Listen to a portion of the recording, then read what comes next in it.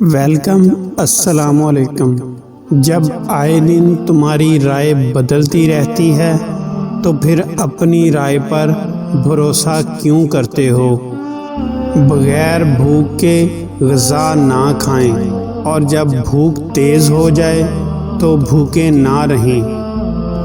سختی سے بات کرنا ایک ایسا آگ کا شعلہ ہے جو ہمیشہ کے لیے داغ چھوڑ جاتا ہے۔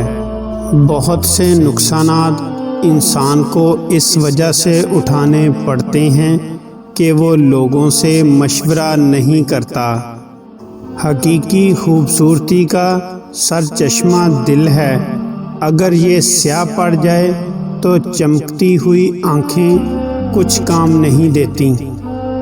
محبت کے لحاظ سے ہر باپ یعقوب اور حسن کے لحاظ سے ہر بیٹا یوسف ہے۔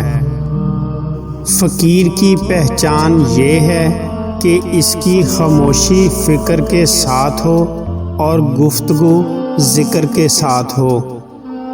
کسی نے ابن سینا سے پوچھا کہ دن کیسے گزر رہے ہیں آپ کے؟ آپ نے جواب دیا، گناہ گار ہونے کے باوجود اللہ کی نعمتیں مجھ پر برس رہی ہیں۔ سمجھ نہیں آتا کہ کس بات پر اللہ کا شکر ادا کروں، نعمتوں کی کثرت پر یا گناہوں کی پردہ پوشی پر۔ نظر اس وقت تک پاکیزہ رہتی ہے جب تک یہ اٹھائی نہ جائے۔ زیادہ خوشحالی اور زیادہ بدحالی دونوں ہی برائی کی طرف لے جاتے ہیں۔ نکاح سے قبل یہ دو چیزیں لازمی کھاؤ، اس سے مردانہ جسم کو طاقت ملتی ہے، شیر کی چربی اور روغن چنبیلی۔ میری کوئی بھی ایجاد حادثاتی نہیں تھی، میں نے ہر چیز کے لیے بھرپور محنت کی۔ اتنا کھاؤ جتنا ہضم کر سکو، اور اتنا پڑھو جتنا جذب کر سکو۔